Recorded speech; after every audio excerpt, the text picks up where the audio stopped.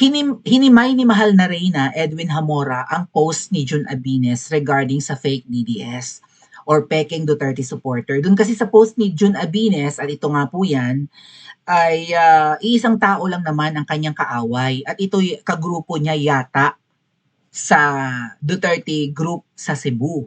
Pero ito pong post ni Jun Abines actually tells na marami talagang peke. Hindi lang sa Cebu, hindi lang sa Davao City, lalo-lalo na sa Maynila. So may mga malalaking grupo, meron silang mga fake members. Merong mga fake officers. Hindi Duterte supporters ang mga yan. Not because naging bahagi ka ng administrasyon ni Pangulong Duterte ay totoo ka na or full-blooded ka ng DDS. You think si Alpot ay DDS, mga kababayan? You know Alpot? Yung sinasamba ng mga Team Alpotera at ng mga double agents? You think DDS yan? Demonya yan eh. Bakit niya tawag dyan, inakit si Tatay Digong?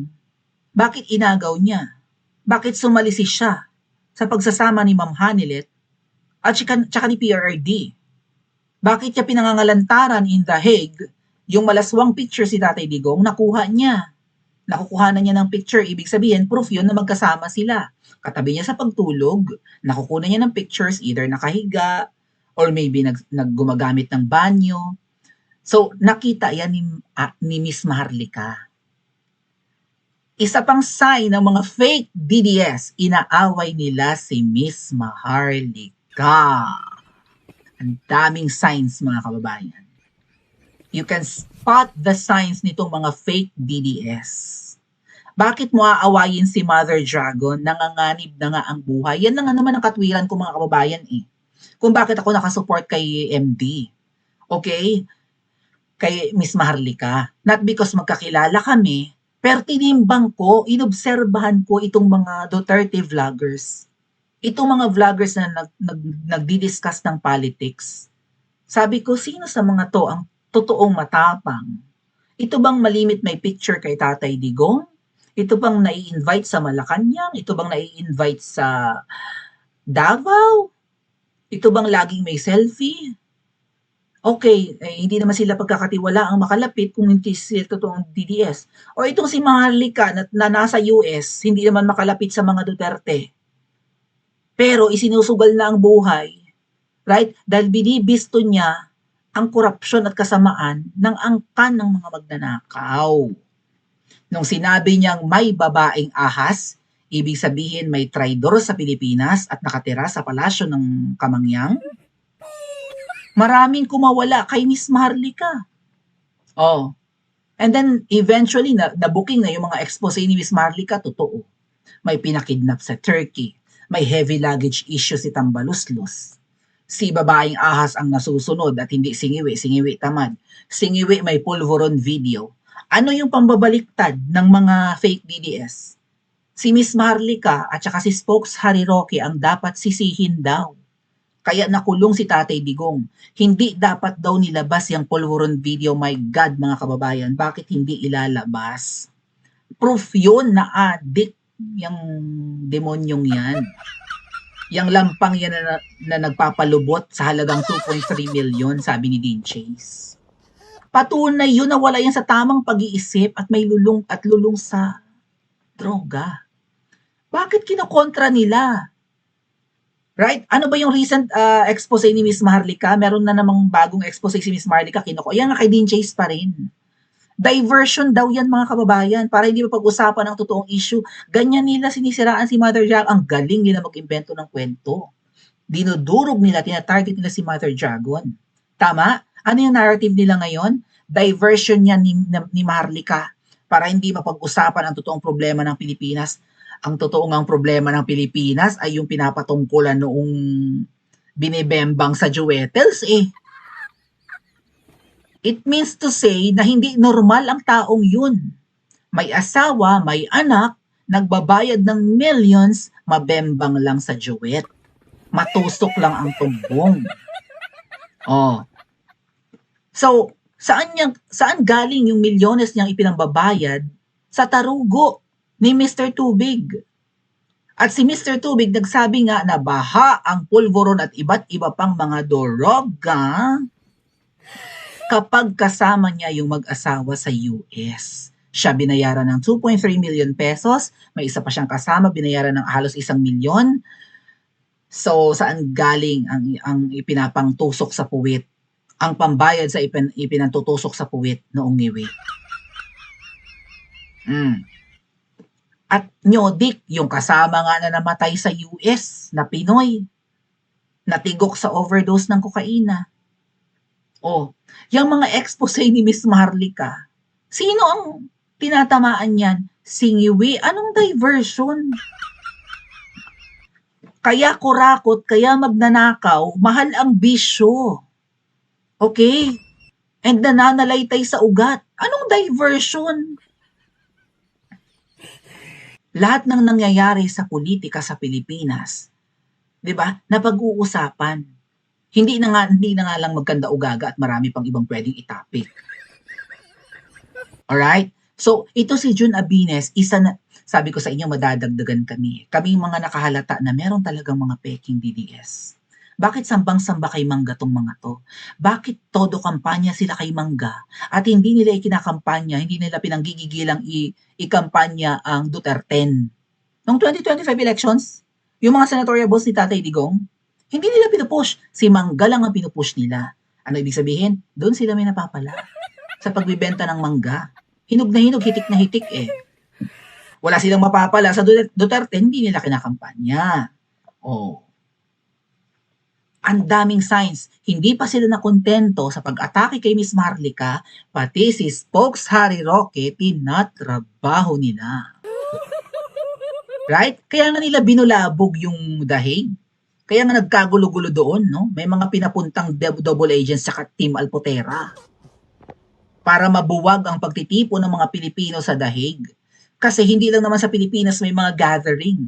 Pati sa dahig. Alam niyo bang muntikan daw magka-people power dyan, mga kababayan? Sa dahig. Yung, naalala niyo yung, I think March 28 yun eh, birthday ni Tatay Digong. Yung libo yung mga nandun. Ang dami. Kaya lang may attitude yung mga pakawala. Mga masasama raw ang ugali. Yung mga tipong may napapala na kay Alpot. Right? Baka may sweldo kay Alpot. Masasama, may attitude na. Kung wala naman kami mapapala sa inyo, wala naman kami binibigay, tapos yung mga dumadating doon talagang minamata rin nila. Anong trabaho nyo? Saang bansa kayo? Ilang stories ang bahay nyo sa Pilipinas? Up and down? Attitude raw yung mga nandyan, yung mga sumasamba kay Alput sa dahig, sa the Netherlands, mga kababayan. Munti ka na dyan magka-people power, nabuwag lang. Kasi nga, mukhang yan ang goal. Kailangan walang mga gathering, walang mga protest and rally na magiging international news. Kaya nga sabi ko sa inyo, ang sign ng mga fake DDS, ayaw nila sa EDSA. Ang daming signs, di ba? Ang daming red flags. Para malaman yung peke yung mga yan. And luckily, Jun Abines spoke up. Okay, ito yung himay-himay ni Mahal na Reyna. This is not a how to spot a fake DDS. Sabi ni Mahal. Kasi ito yung title ng post ni Jun Abines, di ba? How to spot a fake DDS. Yan. Sabi ni Mahal na Reyna, hindi lang ito how to spot a fake DDS. This is a post-breakup manual. Ibig sabihin, guide ito. Okay? Ng paghihiwalay. Kasi na-booking na, right, ang mga bulok na kamatis sa matitinong kamatis. So, yung post ni Jun Abines, kumbaga, ito yung magiging guide natin para malaman natin kung sino ang mga peking DDS. So, once again, congratulations Team Alindog, vindicated na naman tayo. Pinagtatawanan nila tayo, konti lang ang ating followers, konti lang nanonood sa atin. Deadma. Basta't alam natin na tama ang ginagawa natin. Akusa sila ng akusa sa amin, mga bayaran daw kami ni Martin Romualdez. Bakit kami magagalit? Wala naman silang proof.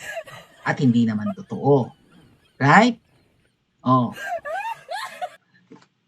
Kung talagang bayaran kami ni Martin Romualdez mga kababayan, nung kampanyahan, nung kahit na hanggang ngayon, di ba? Kung kami ay bayaran ni Martin Romualdez, gugustuhin namin na siya pa rin ang Speaker of the House. Gugustuhin namin na ma-impeach si VP Sara para si Martin Romualdez na ang mag-take over.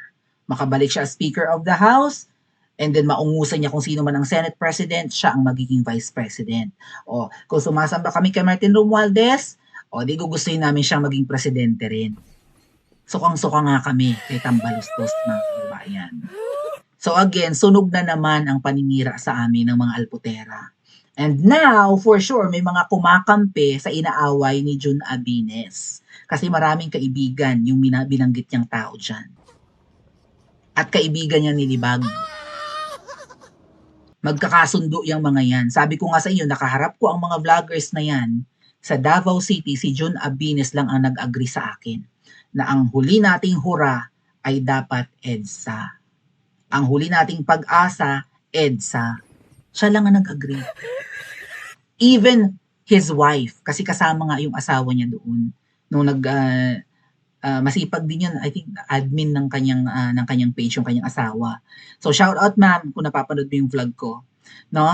Yan. So basahin natin to. Binasa ko yung how to spot a fake DDS na pinagtatag nyo ko. Sabi ni Mahal na Reyna sa kanyang mga followers. Hindi ko kilala ang author. Ako po, personal kong kilala, Jun Abines. At na-meet ko nga sa Davao. Hindi ko rin siya pina-follow. Actually, wala na kaming conversation kasi nabura nga yung aking previous Facebook, mga kababayan. No? 3 sa aking 2 page, tsaka yung personal account ko nabura. So, bago na po yung Facebook, yung personal Facebook ko, at saka bago na rin yung aking page, yun nga pong Princess Maui page. Sandali ha. Para sa mga hindi nakakita, ito po yung post ko. Dali. O yung bago kong page, Princess Maui. So, paki-follow na lang mga kababayan kung malibit din kayong tumambay sa Facebook. Kasi ako, mga tatkuya, kung gusto kong manood ng vlog, YouTube talaga. Mas madaling i-scroll kapag YouTube, di ba? So, kung gusto kong manood lang, YouTube. Pero kung gusto kong magbasa, pumupunta ako ng Facebook. Kasi mas feel ko yung nagbabasa ng mga post ng mga vloggers. Ayan. This is Princess Maui. Ito yung bago kong, di ba yung aking dati ay Maui Spencer na 20,000 mahigit yung followers. And increasing. Pero binura yun. Minasa report. So ito yung bago ko. Yung Princess Maui page. Picture ko in Japan. Yung nakapula. Picture ko in Dubai. Naman yung cover. What was that again? Page cover, whatever that is. Yeah. Okay. Ano raw ang sabi ng Mahal na Reyna, mga kababayan? Hindi ko rin siya pina-follow. I'm not saying that negatively. Marami tayong vloggers, besh, at syempre, priority ko ang sinasamba lang ang Reyna. Correct? Anyway, Mahal na Reyna, kung may message ko to. Mahal na Reyna, paki-accept ng friend request ni Jun Abines ha. Magsisend siguro ako ng friend request kay Jun Abines. Message ko na lang mamaya si Mahal na Reyna. Kasi nag-send ng friend request si Jun Abines kay Edwin Hamora. So, yeah. Sasabihin ko kay Mahal na Reyna, i-accept na lang si Jun Abines. Hindi pa yata niya na-accept. Or na-accept na ba niya? Ano ba? Baka topic nila to ngayon sa live, no? Or maya-maya. Okay. Pero logic lang tayo ha. I'm not defending either one of them. Besides the fact na Wes ko sila knowing. Anyway, nung binasa ko, malaking contradiction agad sa akin ang title. Ang how to spot presumes prior discernment. Besides, nabasa ko na magkaibigan daw pala itong dalawa dati. Kasi nga, miyembro sila ng Maisog Cebu. Tama mga kababayan? Merong Maisog group sa Cebu sila yon. Meron ding Maisog NCR, may Maisog USA, Maisog Canada, and Maisog Europe. Marami po, Maisog Davao, right? Marami yan. Maisog Bataan, binulabog din ng mga double agents. Shout out po. Itong mga Maisog group, pansin nyo wala nang masyadong activities kasi marami yatang nang infiltrate dyan and nagkakandabuwag. So kung kayo ay miyembro ng Maisog group, mag-ingat kayo kasi ini-infiltrate talaga kayo and pinag-aaway kayo para mabuwag. Kasi identified nga ang Maisog as, di ba, support base ni Tatay Digong. Pero right now, wala na silang activities. kung kailan nakulong si Tatay Digong, kung kailan ini-impeach si VP Sara. Tama? Parang wala na silang rally, no? Okay.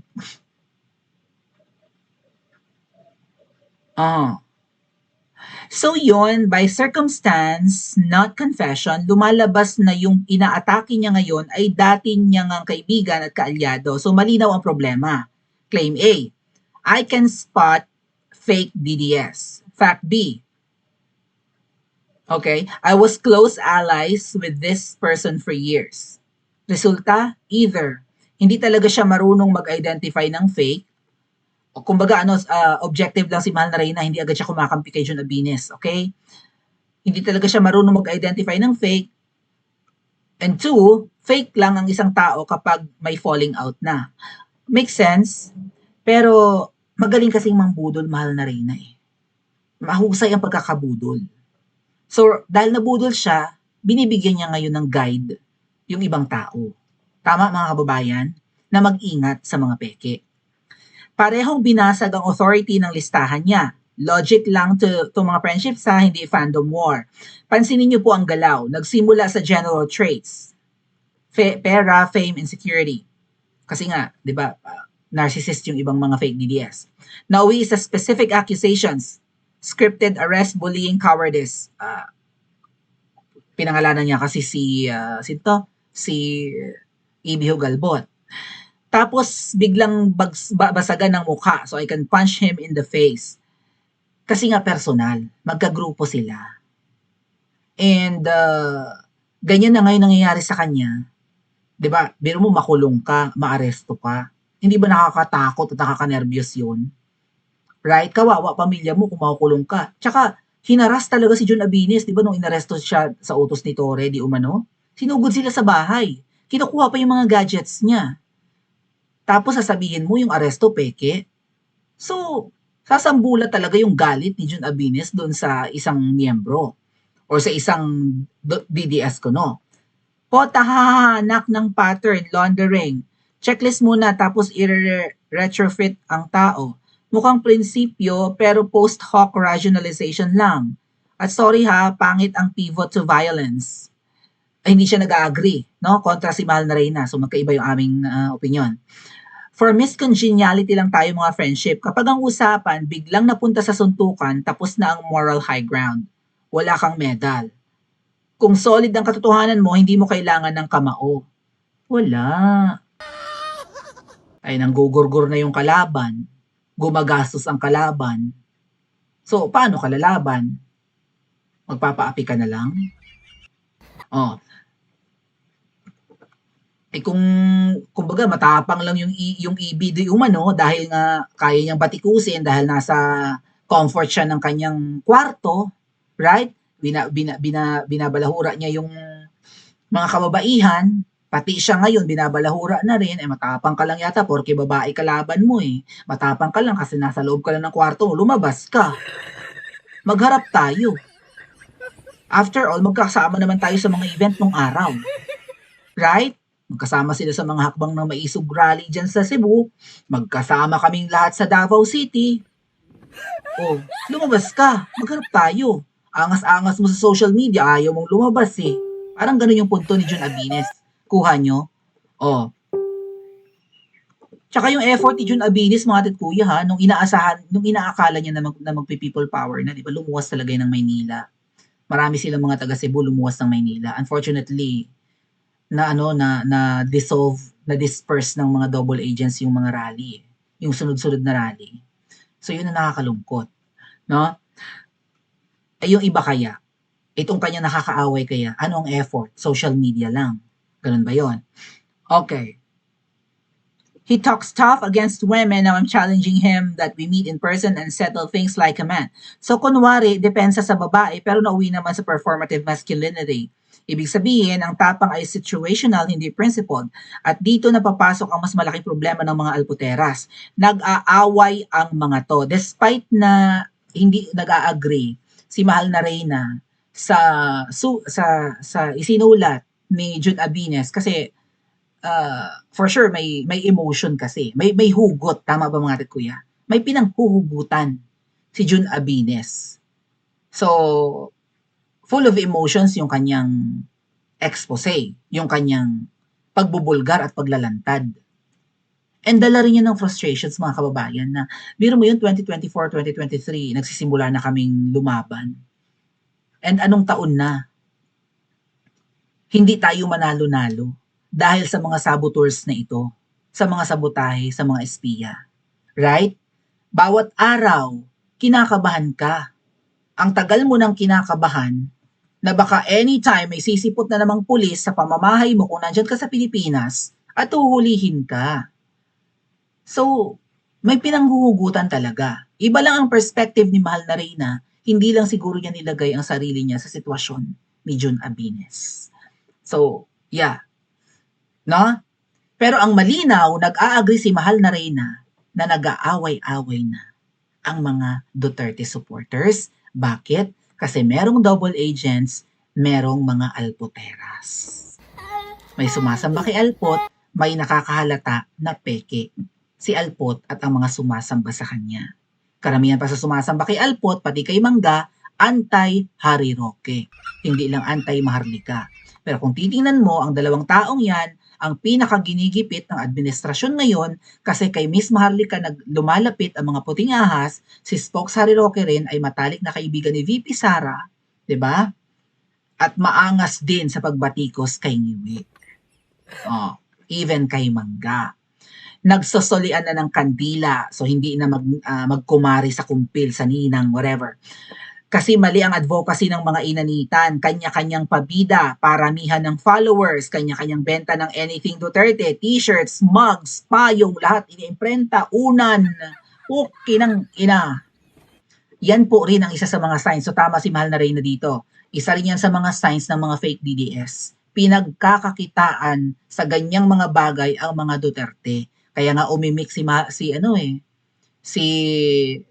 Ma'am Hanilet, 'di ba? Sabi niya buti pa sila nakakapagbenta ng libro, nagbabalak pa silang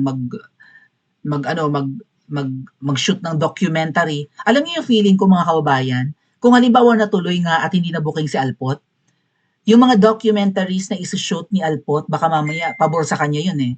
Baka mamaya, lumabas na sila talaga yung magjowa ni Tatay Digong doon. Kasi close na close sila eh, di ba? Ni PRRD tsaka si Alpot na yan. Kasi si Ma'am Hanilet hindi nakikialam sa patakbo ni Tatay Digong nung siya ang namumuno sa Pilipinas.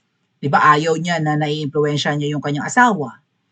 Right? Ayaw ni Ma'am Hanilet na may kumakaibigan sa kanya para makalapit kay Tatay Digong or maglalabi, no, magpapalakad na, sabi mo naman sa asawa mo na ibigyan ako ng pwesto sa gobyerno, magkaibigan naman tayo nabigyan na kita ng Hermes, nabigyan na kita ng milyones, Hanilet. Diba? Ayaw ni Ma'am Hanilet ng ganyan. So, nung binatikos ni Ma'am Hanilet yung mga binibentang libro at binuking na may mga documentaries nga rin na gagawin, feeling ko yung isushoot nilang movie about sa buhay ni PRRD, autobiography or whatever that is, baka sa Netflix ipalabas yun. So, magbabayad ka ng subscription sa Netflix, magbabayad rin ng Netflix sa kanilang documentary, 'di ba? Although may upload sa Netflix, may 'di ba? May kikitain ang Netflix sa subscription at sa mga manunood ng movies mo. So in return, magbabayad ang Netflix sa magpo-produce ng movie about PRRD or documentary. Pinagkakasari-sari lahat talaga. 'Di ba? T-shirt, stickers, tarpaulin, hanap buhay. Yan ang isa sa mga signs, mga kababayan. Binabaliktad yan ngayon ng team Alpotera. Na ang team Alindog daw ay ang banding daw namin ay manulisit. Like, how though? Paano kami manunulisit? Wala naman kami event. Sino ba itong laging bida-bida? Kahit rally ng iglesia, nanunulisit sila. Right? May umepal pa nga na grupo sa rally ng iglesia, nagdala rin ng kanilang sound system Gusto nilang i-infiltrate yung rally ng iglesia. Di ba may ganyan? Kanya-kanyang benta ng anything Duterte, sing-sing, ito na, nabanggit pala. Sing-sing, libro, t-shirts, hoods, hoodies, dildo. Ay, may nagbibenta ng dildo. Duterte dildo. Grabe naman yung Mahal na Reyna. Meron ba? Pero merong nakodak. Okay, may napicturean na malaswang ano. Kaya ayan, bumaksak sila dahil yung internal purity test replaced external critique. Imbes na tutok sa tunay na kalaban, which are the Dutertes ginawa lang palang merchandise, pinagkakitaan kasi kapag Duterte brand, madaling ibenta. Okay? Tingnan niyo yung mga nag-iikot na yun na nagpapapirma, mga kababayan, di ba? Saan, yung mga t-shirts nila na yan, kaninong hanap buhay yan, di ba? Parang kilibag yan eh. Yan yata yung business ng kanilang family. Business ng kanilang family o business niyong magjowa? Kasi graphic artist yata yung jowa ng libag, di ba? So, ganda-ganda ng mga stickers na dinidikit sa mukha, may mga patarpulin, may mga pastandi, no? Ano pa kayo yung iniimprenta nila, t-shirts, ganyan. So, benta-benta pag may time. Or maybe, pagka may mga ganyan silang damit na pag-giveaway, si Alpot na yung bumibili kay Libag. Malamang, no? Kasi bida-bida si Libag eh. So, ikaw kasi Libag, inuungusan mo yung mga mas kilalang Duterte supporters kesa sa'yo. Naungusan mo si Kifi Chu, naungusan mo si MJ, naungusan mo si Chupanga GPT. O di bad trip sila ngayon sa'yo. Kasi nga parang gustong-gusto ni Libag na maging next female thinking Pinoy eh. Kaya ang energy nag-shift mula protect the Dutertes. Nalagpasan ko na ba yung iba? Protect the Dutertes to ikaw ba ay loyal, pure at tama? Sa madaling sabi, kinain ng grupo ang sarili niya. Hindi ito ideological defeat, ito ay factional decay. Nakalimutan nila kung sino talaga ang dapat nilalabanan. Ang dapat nilalabanan, yung mga binubulgar ni Miss Maharlika na nagpupulvuro, nagpapabembang sa jewetels, yan, yung angkan ng mga yan. Walang exemptions. Buong lahi ng mga yan salot sa Pilipinas. Pati yung babalina. Okay? Salot yun, traidora yun. Hindi ako naniniwalang kaibigan ni VP Sara yun. Agree ba kayo mga kababayan? Pa-comment po sa comment section at panoorin ang susunod na video.